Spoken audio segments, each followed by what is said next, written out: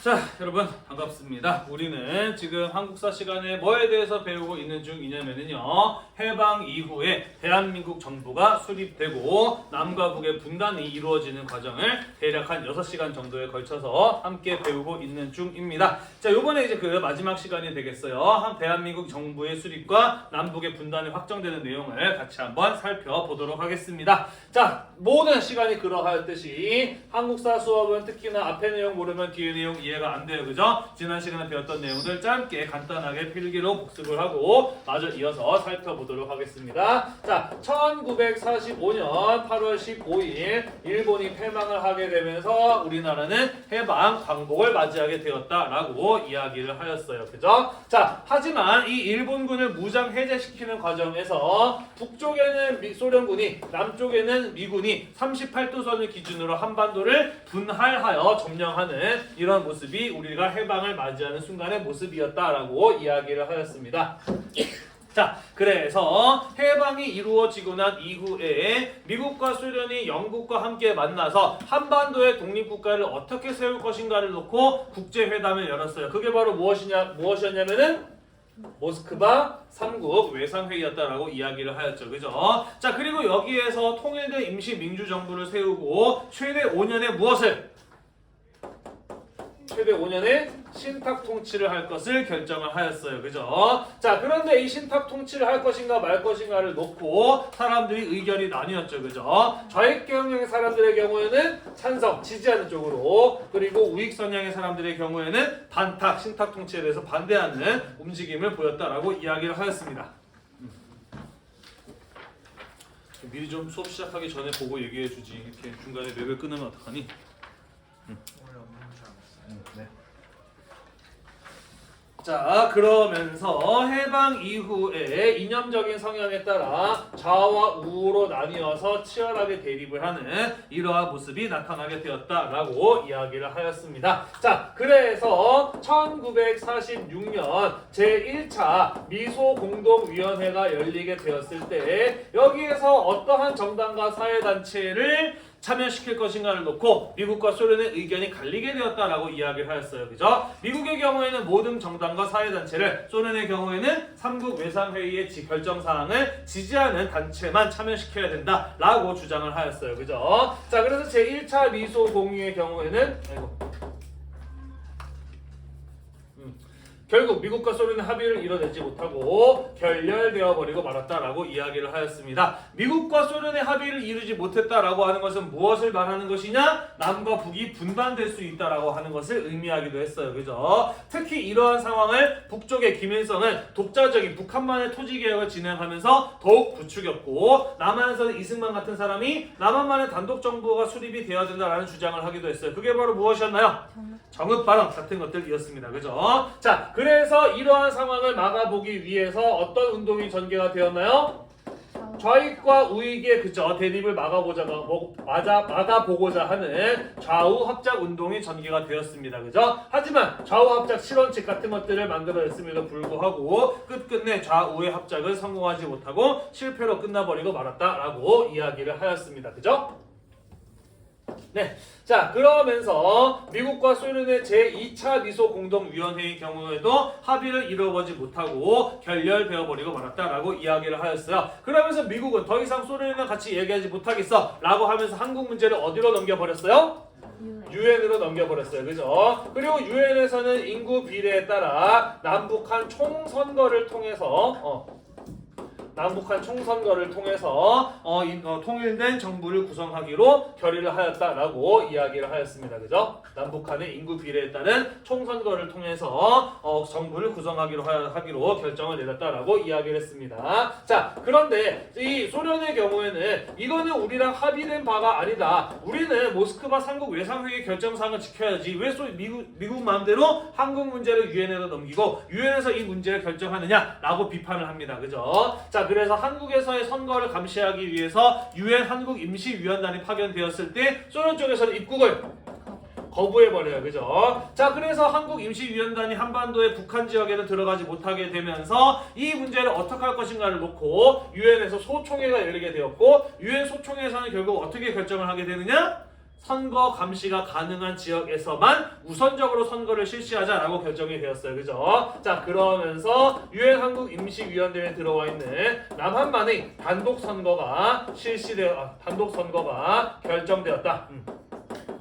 라고 하는 것까지 우리가 지난 시간에 이야기를 했었고요. 그러면서 이 과정에서 분단에 막고자 했었던 여러 가지 노력들에 대해서도 살펴보았고, 이 과정에서 제주도에서 일어났었던 제주 4.3 사건이라고 하는 비극적인 사건에 대해서도 지난 시간에 함께 살펴봤었습니다. 맞나요?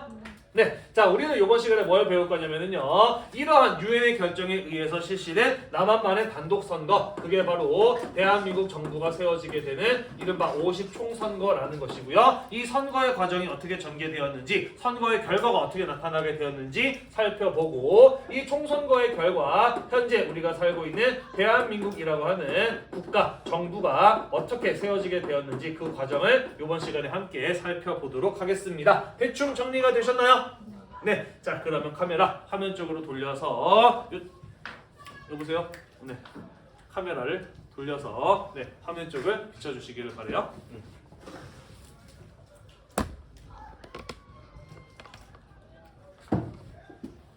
자, 같이 한번 살펴보도록 하겠습니다.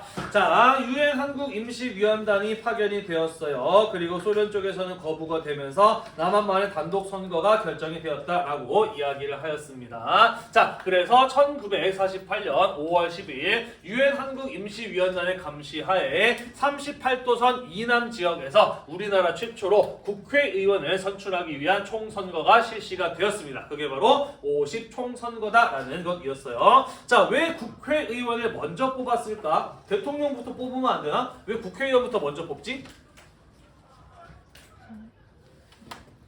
왜 국회의원부터 먼저 뽑지? 자, 나라가 있으려면 뭐가 있어야 될까요? 물론 여러 가지가 필요하겠지만은 일단은 법이 있어야 돼. 그래야 나라가 돌아갈 거 아니야, 그지? 그러면은 나라의 법을 만들려면은 가장 기본이 되는 법이 필요해. 그게 바로 뭔가요? 헌법이 필요해요. 그죠? 헌법이 있어야 국가가 이 나라가 어떤 나라다라고 딱 정할 수 있고, 그거에 맞춰가지고 대통령을 뽑든 수상을 뽑든 총리를 뽑든 정부를 구성할 거 아니에요. 그죠? 따라서 일단은 국가를 건설하기 위해서는 제일 먼저 헌법을 만드는 사람들을 뽑을 필요가 있었다라는 겁니다. 이해가 되시나요? 자, 그래서 헌법을 만들 국회의원들을 선출하기 위한 총선거, 그게 바로 50총선거였다라는 것이에요. 되셨나요? 네, 자, 그래서 50총선거를 통해서 어떠한 의회를 구성하기로 하냐면요, 단원제 의회, 단원제 국회를 구성하기로 합니다. 자, 법을 만드는 곳을 가지고 우리는 의회라고 이야기를 해요. 그죠? 그리고 의회는 어떻게 구성되냐에 따라서 크게 양원제 의회와 단원제 의회로 나누어 볼 수가 있습니다. 들어는 봤나요? 의회가 2개면 양원제 의회이고 의회가 1개면은 단원제 의회예요. 예를 들어서 영국이나 미국 같은 나라에는 의회가 2개입니다. 상원 의원과 하원 의원으로 나눠져 있어요. 그죠? 그래서 하원 의원 쪽에서 이런 법을 만듭시다 라고 제안을 하면은 상원 쪽에서는 그것을 통과시킬 것인가 말 것인가를 결정하는 이러한 구조로 되어 있어요. 이런 것들은 왜 나오게 되냐면은요, 미국과 영국이 가지고 있는 역사적인 특수성입니다. 예를 들자면 영국의 경우에는 민주주의가 어떻게 발전하게 되느냐, 평민들, 시민들이 힘을 모아서 귀족들이 가지고 있는 특권을 나눠 가지면서 시민혁명이 이루어지게 되거든요. 그러면서 시민들이 모여서 법을 만듭시다 라고 먼저 이야기를 해. 그리고 그것을 귀족들로부터 얻어내는 이런 형태로 민주주의가 발전했어요. 그러다 보니까 하원의원, 상원의원 나눠져 있는 이런 의회가 구성이 되는 것이죠. 그리고 그런 역사적 경험을 갖지 않는 나라들은 굳이 의회를 둘로 나눌 필요는 딱히 없어요. 그죠? 그래서 대부분의 국가들은 하나의 의회를 구성하고 있는, 하나의 의회에서 법을 만듭시다, 통과시킬 것인가 말 것인가를 결정하는 단원제 의회를 구성하고 있다라고 보시면 된다라는 거예요. 이해되시죠? 자, 그래서 우리나라 최초의 의회 역시 단원제 의회로 구성이 되었다라는 것이고요. 인구에 비례해서 의석이 배정되었다. 인구가 많은 지역에서 더 많은 국회의원을 뽑고 인구가 적은 지역에서는 더 적은 국회의원을 뽑았다라는 것이에요. 당연하죠, 그죠? 국회의원은 국민의 의사를 대변하는 사람이야, 그지? 그런데 10명 사는 동네에서 1명 뽑고 100명 사는 동네에서 1명 뽑으면은 안 되잖아, 그지? 공평하게 국민들의 의사를 반영할 수 없는 거잖아요, 그죠? 그래서 국민들의 의사를 공정하게 반영하기 위해서 인구 비례에 따라 국회의원의 숫자를 정했다라는 거예요. 그게 바로 인구 비례 의석 배정이라고 하는 것의 의미가 되겠습니다. 이해되셨죠? 네. 인구는 북한이 많았다 그랬나요? 남한이 많았다 그랬나요? 남한이 더 많았다 그랬어요. 그죠? 그래서 남한 지역에 200명의 국회의원이 배정이 되었고 북한 지역에는 100명의 국회의원이 배정이 되었는데 아까도 이야기했듯이 소련의 거부로 한국임시위원단이 북한 지역에 들어가지 못하게 되면서 북한 지역의 100명의 국회의원은 선거가 가능할 때 뽑아서 선거를 실시해서 뽑기로 했다라는 것이죠. 그리고 아직까지 못 뽑고 있는 것이죠. 그죠? 자, 그래서 남한 지역에서는 총 200명의 국회의원을 오직 총선거를 통해서 뽑게 되었다라는 것입니다. 어떤 사람들에게 투표권이 주어졌느냐? 21세 이상의 성인들에게 투표권이 주어졌고요. 민주주의의 원칙을 지킨 민주주의 선거로 실시가 되었습니다. 선거의 4가지 원칙 이런 거 사회 시간에 배운 적 있죠. 그죠? 네, 보통 선거 모든 사람들에게 딱히 특별한 자격 없이 국민이라고 한다면은 누구나 선거권을 갖는 겁니다. 그죠? 직접 선거 국민이 직접 투표하는 것이고 평등 선거 누구나 똑같이 한 표씩 행사를 하는 것이고 비밀 선거 자기가 누가 뽑은지를 철저하게 비밀로 해야 되는 이러한 선거의 원칙에 따라서 전개된 민주주의 선거 그게 바로 50총선거였다라는 것이에요. 넘어가도록 하겠습니다.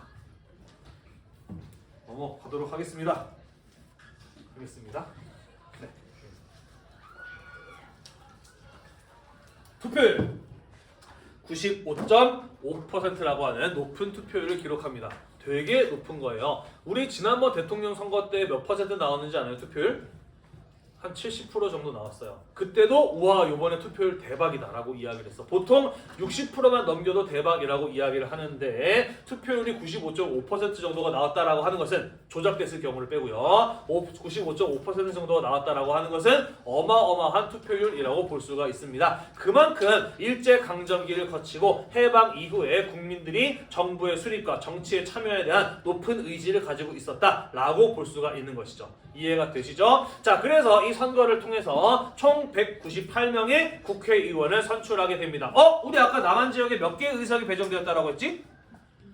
200개의 의석이 배정되었다라고 하는데 왜 198명? 2명 어디 갔을까? 우리 지난 시간에 배웠어요. 제주도에서 어떤 사건이 터졌어요? 제주 4.3 사건이 터졌어요. 그래서 제주도에 배정된 2명의 국회의원을 뽑는 선거가 제주도에서는 실시되지 못하였기 때문에 198명의 국회의원이 선출되었고요. 제주도에서는 그 다음에 선거를 실시해서 나머지 2명을 채우게 되었다라고 이렇게 보시면 되겠습니다. 자, 그렇게 해서 만들어진 우리나라 최초의 국회, 그게 바로 무엇이냐면 제헌국회예요. 아까도 이야기했듯이 국회는 뭘 만드는 곳이다? 법을 만드는 것이다. 법을 만들기 위해서는 일단 우리나라가 어떤 나라다라고 하는 규정짓는 국가 통치의 가장 근본이 되는 법 뭐예요? 헌법을 만들어야 돼. 그지? 그래서 우리나라 최초의 국회는 헌법을 제정하기 위한 국회였기 때문에 무슨 국회라고 부른다? 제헌국회라고 부른다라는 것이에요. 이해되셨나요? 네. 자, 다만 이 첫 번째 우리나라의 국회의원 선거에서는 어떤 일이 벌어지게 되느냐? 남한만의 단독 선거는 남한만의 독자적인 정부가 세워지는 것을 의미하고요. 이것은 남북한의 분단을 의미합니다. 그러다 보니 남북한의 분단을 막기 위해서 노력했던 김구나 김규식 같은 양심적인 민족 지도자, 남북 협상파 이런 사람들은 남과 북의 분단되는 일에 내가 동참할 수 없다라고 이야기를 하면서 50 총선거에 참가를 하지 않아 버렸어요. 뿐만 아니라 일부 좌익 세력들의 경우에도 마찬가지로 분단에 대해 반대하는 목소리를 내면서 50 총선거에 참가하지 않는 모습을 보였다라는 것이죠. 물론 이 사람들의 이러한 판단은 존중할 만합니다. 남북 분단에 동참하고 싶어하지 않았던 마음은 10분 이해하고도 남음이 있어요. 그죠? 다만 안타까운 점은 그러다 보니 우리나라 정치의 시작이 뭘로 시작이 되느냐? 그렇죠. 극도로 우익에 해당하는 사람들이 정치의 주도권을 장악하는 것으로 우리나라 정치가 시작이 되어버리고 마는 안타까운 일이 벌어지고 말았다라는 것이죠. 네, 그래서 지난번에도 이야기했었죠. 그죠? 김구 선생님 참 존경스러운 분이긴 합니다만은 이런 어떤 결정적인 타이밍에서 나서주지 않은 것이 조금 아쉽다라는 그런 이야기를 했습니다. 그죠? 자, 그래서 김규식 같은 이런 어떤 남북협상파 그리고 일부 좌익 이런 사람들이 동참하지 않게 되면서 일단 어떤 사람이 제일 많이 당선이 됐느냐? 아직까지는 정당 정치가 자리 잡기 이전이기 때문에 무소속 국회의원들이 제일 많이 당선되긴 했습니다만은 그 나머지 사람들을 보면 어떤 사람들? 이승만을 지지하는 대한독립촉성국민회라든지 아니면은 지주나 자본가가 중심이 되었던 그 중에 일부는 친일 행적을 했던 사람들이 섞여 있는 한국민주당 같은 이러한 정당들이 절대 다수를 차지하는 대다수를 차지하는 이러한 국회가 구성되었다라는 것이죠. 여기는 무소속 의원들 가운데에서도 과거 친일 행적을 가졌던 사람들이나 아니면 뭐 지주 자본가 이런 사람들이 많이 소속되어 있기도 했어요. 네, 그러면서 우리나라의 첫 번째 국회는 우익이 다수가 당선이 되면서 우리나라 현대의 정치는 우익에서부터 시작이 되었을 수밖에 없었다라는 이야기인 겁니다. 대충 이해가 되시나요? 네, 그리고 그렇게 우익이 다수가 당선이 된 국회였기 때문에 이승만이 국회의장에 당선이 되기도 하였다라는 것이에요. 넘어가도 될까요? 별로 어렵지 않죠, 그죠? 자, 그래서 제 헌국회에서 먼저 우리나라의 이름을 정했습니다. 이름을 대한민국이라고 했어요. 왜 이름을 대한민국이라고 지었을까요?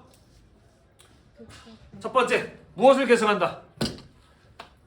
대한제국을 계승한 겁니다. 그죠? 다만 황제의 국가가 아니라 민주주의 국가이기 때문에 그죠? 대한제국에서 이름을 대한민국이라고 바꾼 것이라고 보시면 되겠습니다. 대한민국 임시정부의 명칭을 계승했다고도 볼 수가 있겠네요. 자, 그러면서 우리나라 최초의 헌법, 제헌헌법이 제정이 됩니다. 제헌절 몇 월 며칠인가요?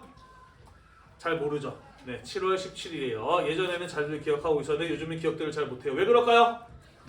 네, 예전에는 그쵸 공휴일이었는데 지금은 공휴일에서 빠졌죠, 그죠? 그러다 보니까 잘 기억을 못하는데 제헌절 우리나라의 헌법을 제정한 것을 기념하는 기념일이에요. 제헌절 7월 17일입니다. 자, 우리나라 첫 번째 헌법, 제헌헌법에서는 우리나라를 어떤 나라라고 결정을 하였느냐? 첫 번째, 삼권 분립의 민주공화적, 민주공화제 국가다라고 규정을 했습니다. 삼권 분립이 뭔가요? 민주주의 국가에서는 어느 한 세력의 권력을 독점하지 못하도록 하기 위해서 권력을 세 개로 나누죠. 그죠? 법을 만드는 입법부, 법을 판단하는 사법부, 그리고 법을 집행하는 행정부, 이렇게 셋으로 권력을 나누는 것을 가지고 우리는 삼권 분립이라고 이야기를 합니다. 민주공화적인 형태로 정부가 구성이 되었다라는 것이에요. 자, 정부의 형태는요, 대통령에게 강한 권한이 주어지는 대통령 중심제가 채택이 되었고요. 대통령을 어디서 뽑기로 하느냐? 국회에서 뽑기로 합니다. 왜냐면은요, 국회의원들 누가 뽑았어요?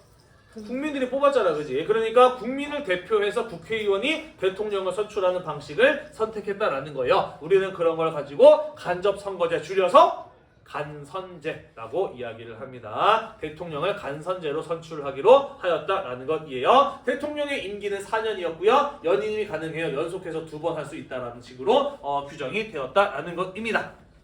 잘 기억해 두도록 할게요. 나중에 이승만 대통령이 요거를 바꿔가면서 죽을 때까지 대통령을 하려고 하거든요. 넘어가겠습니다.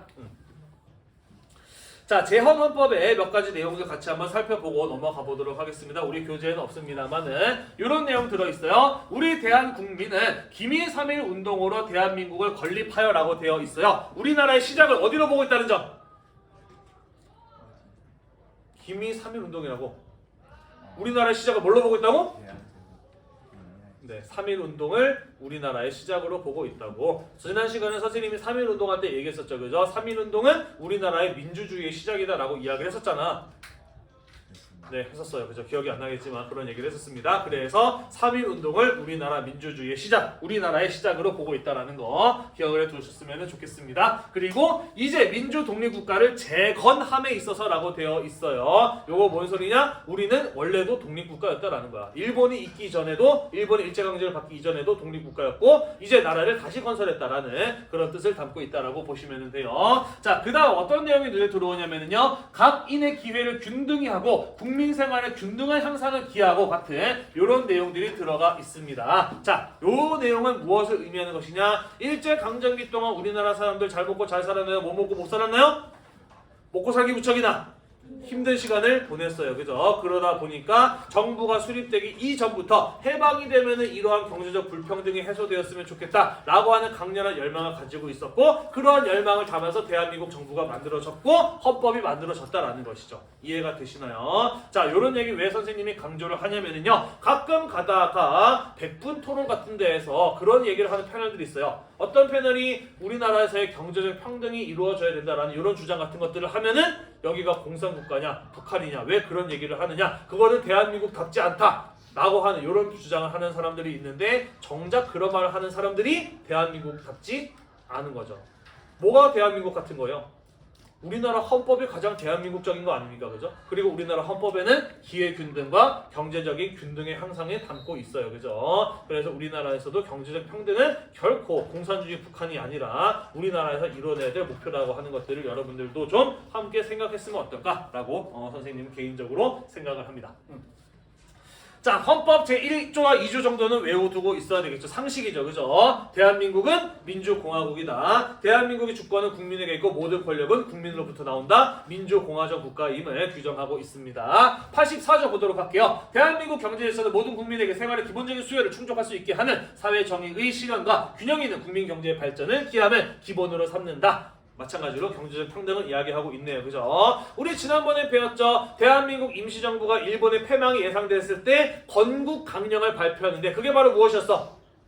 조소왕이 주장한 삼균주의라고 하는 것이었어요. 그죠? 정치의 균등, 경제의 균등, 교육의 균등이었어. 그지? 대한민국 임시정부의 건국 강령 역시 우리나라의 헌법에 반영되었음을 알 수가 있는 부분이다라는 것이에요. 자, 그랬기 때문에 농지는 농민에게 분배하고 그 분배의 방법과 소유 한도, 소유권의 내용, 한계는 법률로서 정한다라 같은 이런 내용이 들어가는 겁니다. 우리가 다음 시간쯤에 배울 텐데요. 지금 이런 얘기 했었죠. 그죠? 아이고 허리 아파. 왜 이렇게 오늘 허리 아프지? 일제강점기에 식민지 지주제가 강화되면서 절대 다수의 농민들은 자기 땅을 갖지 못했고 일부의 지주가 대다수의 토지를 가지게 되면서 많은 사람들이 힘들고 가난하게 살아갈 수밖에 없었다라고 이야기를 했어요. 그죠? 그러면서 해방이 이루어지면서 사람들이 가장 가졌던 강렬한 목표 중에 하나가 뭐였냐면은 토지의 개혁이었고 또 하나는 친일파의 처단 문제였다라고 이야기를 했었습니다. 기억이 나시나요? 네. 그러면서 토지개혁에 대한 내용이 헌법 제86조에 반영이 되었던 것이고요. 마찬가지로 101조 볼게요. 반민족 행위를 처벌하는 특별법을 제정할 수 있다라는 식으로 친일파 처벌에 대한 내용 역시 우리나라 헌법에 들어가는 이런 모습을 볼 수가 있었다라는 것이에요. 이해가 되시나요? 네, 해방이 되면서 사람들이 꼭 해야 되겠다라는 목표를 삼은 것 두 가지. 무엇이었다?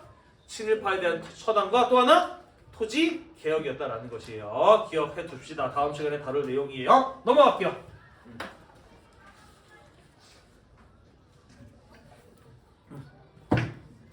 자, 3번 대한민국 정부의 수립으로 가보도록 합시다. 자, 그래서 아까 우리 대통령 어디에서 뽑기로 했었나요? 대통령 어디에서 뽑기로 했었죠? 국회에서 뽑기로 했었죠. 국회의원들이 간접 선거제라고 했었죠. 그죠? 자, 그래서 재헌 국회에서 누구를 대통령으로 뽑게 되느냐? 이승만을 대통령으로 뽑게 됩니다. 왜 그럴까요?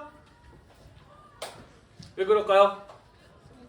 네, 아까 선생님이 이야기했었죠. 그죠? 50 총선에서 김구나, 김규식 같은 사람 좌익 세력들이 불참하게 되면서 어떠한 선거 결과가 나왔다? 우익이 다수가 당선되는 결과가 나왔다라고 이야기를 했어요. 그죠? 그랬기 때문에 우익에 대표하는 이승만 같은 사람이 200표 가운데 무려 180표나 받으면서 초대 대통령으로 선출될 수 있었다라는 것이 되겠습니다. 우리나라 역사, 우리나라 현대 정치의 시작은 우익에서부터 시작이 되었다라는 이야기인 것이에요. 자, 그리고 부통령으로는 독립운동을 했었던 독립운동가 이시영 선생 같은 사람이 부통령으로 당선이 되었습니다. 자, 그러면서 이승만 대통령에 의해서 대법원장에는 김병로, 국무총리에는 이범석 같은 사람들이 임명이 되면서 정부의 내각이 구성이 되고요. 이 국회의장이었던 이승만이 이 대통령이 되게 되면서 새로운 국회의장을 뽑게 되었으니 그 사람은 신익희라고 하는 사람이었습니다. 나중에 또 한번 등장을 할 것이에요. 들어본 적 있나요? 없죠. 이 사람 독립운동가이자 한국의 초반에 대한민국 초기의 정치인이었고요. 국민대학교 들어봤나요? 네, 국민대학교 이 신익희라고 하는 사람이 세운 대학교예요.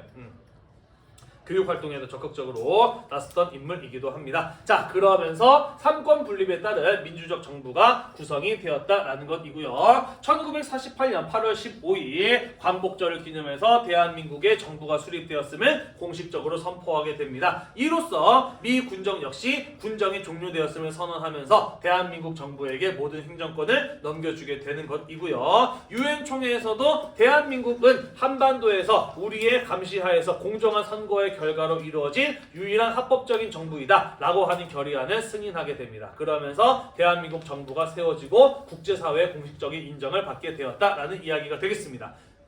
이해되시나요? 네. 그리고 이것은 또 무엇을 의미할까요? 대한민국 정부가 수립되었음을 의미하고 동시에 그렇죠. 남북한의 분단이 이루어졌음을 의미한다라고 볼 수가 있겠죠. 그죠? 고마워요. 수업 시간에 대답도 해주고 정말 훌륭한 학생이야. 네. 자, 하지만 정부가 수립되는 과정도 무척이나 험난했습니다만은 정부가 수립되었다라고 해서 모든 문제가 다 해결된 것 또한 아니었어요. 그죠? 앞으로도 해결해야 될 문제가 무지무지 많았다라는 것이죠. 자, 예를 들자면은요. 사실 가장 큰 문제는 먹고 사는 문제였어요. 경제 문제가 제일 심각했습니다. 광복 이후에 물가가 폭등하는 이런 일이 벌어지기도 해요. 자, 해방 이후에 왜 갑자기 물가가 폭등하는 일이 벌어지게 됐느냐? 여러 가지 이유가 있습니다만 첫 번째, 해방 이후에 공장 가동률이 뚝 떨어져요. 그러면서 공산품의 생산이 급격하게 저하됩니다. 왜 이런 일이 벌어지게 됐을까? 해방이랑 공장 가동률이 떨어지는 게 무슨 관계가 있을까? 자, 해방 이전과 해방 이후의 가장 큰 차이는 뭘까요? 한반도에 일본인들이 없어.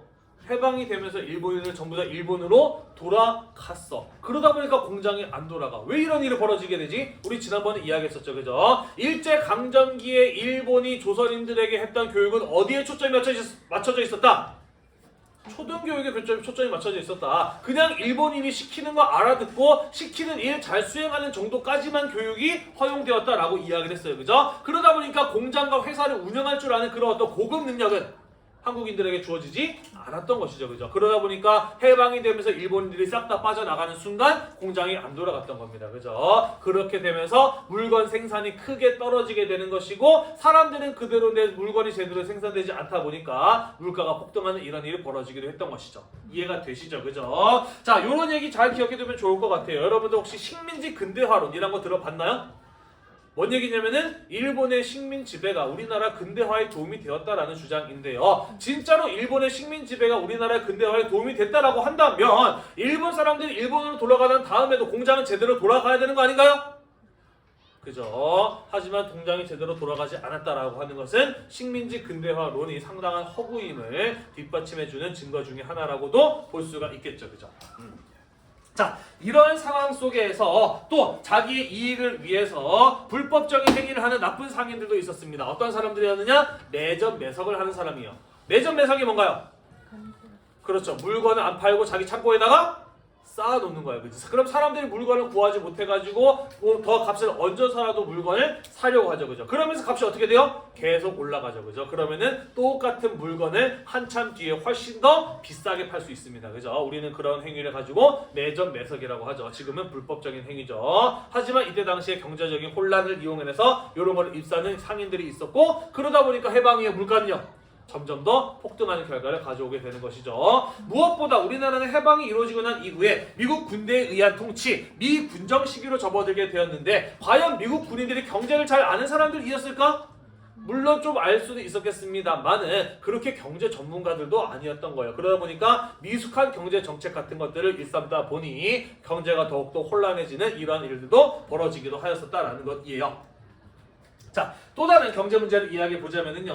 일본이 한국을 식민지로 지배할 때 남북한 지역에 각각 다른 산업을 육성해 왔어요. 북한 지역은 지하 자원이 풍부하다 보니까 중화학공업, 광업 같은 것들을 중심적으로 육성해 왔고 남한 지역은 따뜻하고 평야가 많다 보니까 경공업이나 농업을 중심으로 산업을 육성시켜 왔다라는 것이죠. 나라가 하나일 때는 별 문제가 안 됐는데 둘로 쪼개지고 나고 보니까 불균형이 이루어지게 되는 겁니다. 북한에는 경공업과 농업이 부족한 상황, 남한에는 중화학공업이 부족한 이런 상황이 만들어지게 되었다라는 것이에요. 이해가 되시나요? 네, 그래서 실제로 한 1970년대까지만 하더라도 공업의 경우에는 북한 지역이 우리나라보다 더 뛰어난 이런 모습을 보이기도 했었어요. 네. 그래서 앞으로 정부는 물가를 안정시키고 경제를 다시 만들어야 되는 이러한 과제를 수행을 해야만 했다라는 것이죠. 하지만 그러한 노력이 본격적으로 이루어지기 직전에 뭐가 터지느냐? 6.25 전쟁이 터지죠. 그러면서 우리나라의 경제는 정말 밑바닥에서부터 다시 시작해야만 하는 이런 상황에 놓이게 됩니다. 자, 한편 정치적으로 어떤 문제가 있었느냐? 자, 비록 대한민국 정부가 세워지고 우익이 다수가 당선이 되고 이승만이 대통령이 되었습니다만은 그 이전에 모스크바 3국 외상회의 결정사항을 놓고 좌우로 대립했던 좌익 세력들 다 사라졌을까?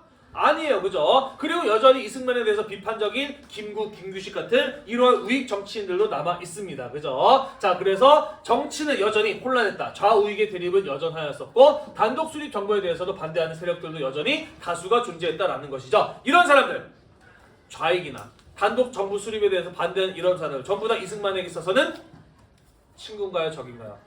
적이죠. 자신의 정치 권력을 위협할 수 있는 라이벌들이죠. 그죠? 하지만 이승만에게는 그것을 때려잡을 수 있는 최고의 명분이 있습니다. 그건 바로 무엇일까요?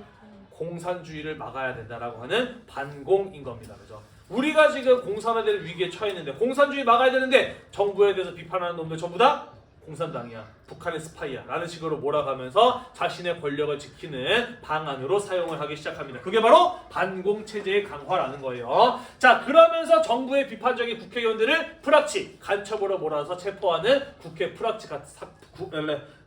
프락치 사건 같은 것들을 일으키기도 하고요. 국가보안법이라고 하는 걸 만들기도 합니다. 자, 우리 일제강점기에 있었던 치안유지법이라고 하는 거 배웠어요. 기억이 나나요? 일본이 사회주의, 공산주의 확산을 막기 위해서 만들었던 굉장히 강력한 처벌의 법이죠. 그죠? 이름을 바꿔서 국가보안법이라고 해서 반국가단체, 정확히는 북한과 관련되어 있다, 공산주의와 관련되어 있다라고 한다면 강력하게 처벌을 할 수 있는 이런 법들을 만들어서 자신의 권력을 지키는 용도로 사용하기도 하였다라는 것이죠.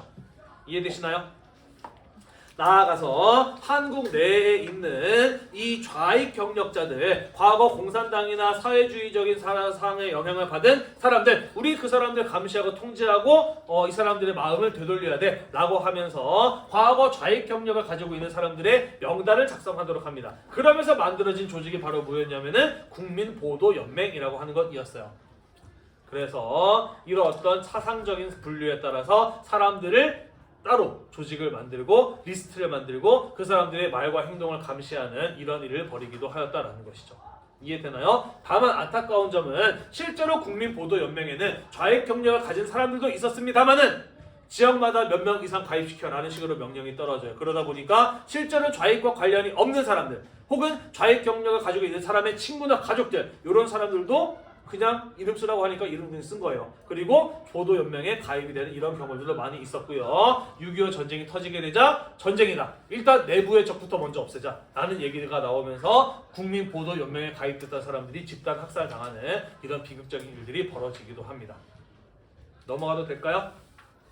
자, 그래서 우리는 대한민국 정부가 수립되는 과정을 쭉 한번 살펴보았고요. 그리고 이승만이 대통령이 되면서 앞으로 어떤 체제가 강화되어 나간다? 공산주의를 막아야 한다라고 하는 반공체제가 강화되어 나가게 되면서 점차 우리나라도 냉전 시대의 질서 속에 빠르게 흡수되어 나가는 냉전의 질서가 만들어지게 되는 이러한 모습이 나타나게 되었다라는 것이에요. 정리가 되셨나요? 네. 넘어가겠습니다. 자, 마지막으로 그러면은 북한 정권이 세워지는 과정을 같이 한번 살펴보도록 할게요. 자, 북한에서는 광복 직후에 어떤 움직임이 있었느냐? 남한에서 여운형 같은 사람이 건국준비위원회 같은 것들을 결성을 해서 미군이 들어오기 전까지 남한 사회의 질서를 유지하기 위해 노력했던 것처럼 북한 지역에서는 조만식이라는 사람을 중심으로 평안남도 건국준비위원회라고 하는 것을 만듭니다. 그러면서 남한의 건국준비위원회와 마찬가지로 각 지역의 인민위원회라고 하는 것을 만들어서 치안유지, 질서 유지를 위해서 노력하는 이러한 모습이 나타나게 돼요. 조만식이라고 하는 사람은 과거 애국개몽 운동이라든지 아니면 비타협적 민족주의 운동 이런 것들을 주도했던 사람이에요. 자, 그러다가 북한 지역에 소련 군대가 들어오게 되었고요. 소련군의 경우에는 인민위원회를 인정하면서 그들에게 행정권을 넘겨주고 북한 지역 주민에 의한 자치를 인정을 합니다. 하지만 실제로는 소련 군대에 의해서 사실상 군정이 이루어졌다라고 볼 수가 있는 것이죠. 넘어가도 될까요? 네. 자, 방금 선생님이 이야기했던 것처럼 소련군의 경우에는 그래, 우리가 지금 이 지역을 장악하고 군정이 실시되고 있긴 하지만 어쨌든 한국이니까 이 북한 지역에서는 알아서 당신들이 하시오라고 자치를 인정했다라고 이야기를 했잖아요. 그죠? 네. 하지만 과연 소련이 진짜로 북한 지역 주민들이 알아서 자치를 하도록 놔뒀을까? 아니죠. 그죠? 알다시피 2차 세계대전 이후에 어떤 시대가 열렸어요? 냉전 시대가 열렸어요. 그죠? 그렇기 때문에 미국과 소련 모두 한반도에 어떤 나라가 세워지길 바랬어? 자기 편, 그죠? 자기 나라에게 우호적인 정권이 세워지길 바랬어, 그지? 자, 그러다 보니까 소련군 역시 이 자치를 인정하는 것처럼 보였지만은 실제로는 친소련파인 김일성이라는 인물을 내세워서 한반도에 소련에게 우호적인 정부를 수립하기 위한 밑작업들이 준비가 되고 있었다라는 것입니다. 이해가 되나요? 자, 그래서 김일성이 주도하는 조선노동당이 개최한 협의회에 의해서 북조선인민위원회라고 하는 것이 만들어지게 됩니다. 요거는 뭐냐면은요, 한반도에 통일된 정부가 세워지기 전까지 북한 지역에서 임시정부의 역할을 대신하는 조직이다라고 보시면 될 것 같습니다. 통일된 정부가 세워지기 전까지 어쨌든 정부가 필요하잖아요. 그죠? 그래서 북한 지역의 주민들이 모여서 만든 임시정부, 그게 바로 북조선 임시인민위원회였다라고 보시면 되겠습니다. 그리고 누가 위원장이 되느냐? 소련의 지원을 받은 김일성 친소련파가 위원장의 자리에 오르게 된다라는 것이죠. 자, 그러면서 북조선 임시인민위원회가 조직이 되면서 이제 임시정부가 세워졌기 때문에 소련군은 우리는 군정으로서 역할을 다했어 라고 이야기를 하면서 소련 군정의 종식을 선언을 합니다. 그러면서 북조선 임시인민위원회에게 행정권을 전부 다 넘겨주게 됩니다만 아까도 이야기했듯이 김일성은 누구의 의도대로 움직이는 사람이에요?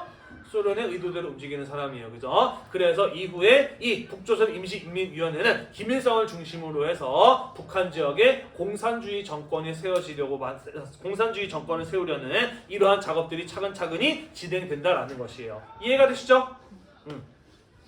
자, 그 대표적인 작업, 북한 지역의 공산주의 정권을 만들기 위한 그 대표적인 작업이 바로 무엇이냐? 토지개혁이었다라는 것이죠. 아까 우리가 이야기했던 것처럼 일제강점기로부터 해방이 되면서 사람들이 가장 열망했던 목표 중에 하나가 무엇이었냐면은 친일파의 청산과 그리고 토지개혁 문제였어요. 그죠? 대단히 중요한 문제였기 때문에 이것은 당연히 남북한이 함께 협의해서 이루어져야 될 문제였다라는 것이죠. 그런데 북조선 임시위원회를 장악한 김일성, 북한 지역만의 독자적인 토지개혁을 진행해버리고 만다는 겁니다. 어떤 식으로 개혁이 진행이 되느냐? 5정보 이상의 토지, 그러니까 한 15,000평 이상의 땅을 가지고 있는 사람에게는 그 땅을 임시인민위원회가 가져가 버립니다. 그리고 아무런 대가를 주지 않아요. 이걸 가지고 우리는 무상몰수라고 이야기를 합니다. 그리고 이 땅을 아무런 대가 없이 농민들한테 분배해줘요. 우리는 그것을 가지고 무상분배라고 이야기를 합니다. 다시 말해서 북한 지역의 토지개혁은 무상몰수, 무상분배의 방식으로 이루어졌다라는 것이죠. 상당히 어떤 방식입니까? 공산주의적인 방식으로 진행이 되었다라고 볼 수가 있는 것이죠. 자, 그러면서 북한에서 토지개혁이 전개가 되면서 북한 지역이 점차 무엇 되는 거예요? 공산화 되는 겁니다. 그러면서 남한이랑 점차 경제적인 구조부터 달라지기, 갈라서기 시작을 하는 거예요. 뿐만 아니라 주요 산업이나 국가의 자원들도 전부 다 국유화시켜 버리게 되면서 점차 북한은 공산화의 길을 걷게 된다. 그러면서 남북 분단의 위기가 점차 현실로 다가오게 되었다는 거예요. 좀 더 다르게 이야기한다면은 이 북한의 경우에는 유엔이 남한만의 단독 선거 결정을 비판하면서 김구가 제안했던 남북 협상에 동참하면서 마치 겉으로는 남북의 분단에 반대하는 것처럼 보였습니다만 실제로는 내부적으로는 차근차근히 북한 지역에 공산화를 진행하면서 북한만의 독자적인 정권을 만드는 준비 작업이 진행되고 있었다라는 것이죠. 이해가 되나요? 그러면서 다만 겉으로는 자기들에게 남북의 분단에 책임이 없는 것처럼 보이려고 했다라는 거죠. 이해가 되시죠? 자, 그 다음 우리 지난 시간에 제주 4.3 사건 이야기하면서 서북 청년회 같은 이야기 했었죠. 기억이 나시나요? 북한의 토지개혁 과정에서 강압적으로 진행이 되면서 땅을 잃고 가족을 공산당에게 잃은 많은 한국 사람, 많은 북한 지역 주민들이 남한으로 넘어오게 되었다라고 이야기를 했었죠. 그죠? 이런 이야기들도 지난 시간에 했었습니다. 자, 그러면서 북조선 임시인민위원회를 북조선 인민위원회로 개편해요. 사실상 북한의 독자적인 정부는 이미 1947년 2월에 만들어진 것으로 보아야 된다라는 겁니다. 그러면서 북한 지역의 헌법을 만들고요. 군대를 창설하는 등 단독 정부의 수립 준비가 이미 거의 다 끝나 있었어. 다만 우리가 먼저 정부를 세웠다 라고 해서 남북 분단의 책임을 자기가 지기 싫었던 거죠. 이해가 되시나요? 네, 그래서 1948년 8월 15일 남한에서 대한민국 임시정부의 수립이 선포되고 난 이후에 1948년 9월 9일 북한의 국회에요 최고인민위원회 구성을 위한 대의원 선거를 1948 1948년 8월 25일 실시를 하고요. 그렇게 구성된 북한의 국회 최고인민회의에서 헌법을 제정을 하고 북한의 초대 수상으로 김일성을 선출을 하면서 1948년 9월 9일 김일성 중심의 내각을 구성하면서 조선민주주의 인민공화국의 수립을 선포하게 됩니다. 이해가 되시나요? 네, 그래서 남한의 단독 선거가 끝나고 난 이후에 북한 지역에서도 선거를 진행을 해서 대최고인민회의라고 하는 북한의 국회를 구성을 하고 조선민주주의인민공화국이라고 하는 북한 정권의 수립을 공식적으로 선포하게 되었다. 그러면서 남북한의 분단은 확정되어 버리고 말았다라는 것이 되겠습니다. 됐나요? 네. 자, 그래서 다음 시간에 선생님이 여러분들에게 무엇을 할 것이냐? 수행평가를 공지할 건데요. 거기 안에 어떤 내용이 들어있느냐? 과연 남북 분단의 책임은 우리에게 있느냐? 미국과 소련에게 있느냐라는 이런 것들도 물어볼 예정입니다. 됐나요? 네, 대단히 고생이 많으셨고요. 다음 시간에는요, 이후에 남한 정권이 세워지고 난 이후에 대한민국 정부 수립 이후에 해결해야 될 가장 큰 문제 뭐라 그랬나요? 토지개혁과 친일파 처단이라고 했어. 그죠? 이 두 개의 문제가 어떻게 해결이 되었는지, 어떻게 진행이 되었는지 마저 이어서 살펴보도록 하겠습니다. 오늘도 공부하느라고 대단히 고생이 많으셨고요. 졸음을 참아가면서 수업을 듣는 여러분들 칭찬해 드릴게요. 이 영상이 여러분들 수업에 공부에 도움이 되셨다라고 한다면 구독과 좋아요도 잊지 말고 눌러주세요. 수고했습니다.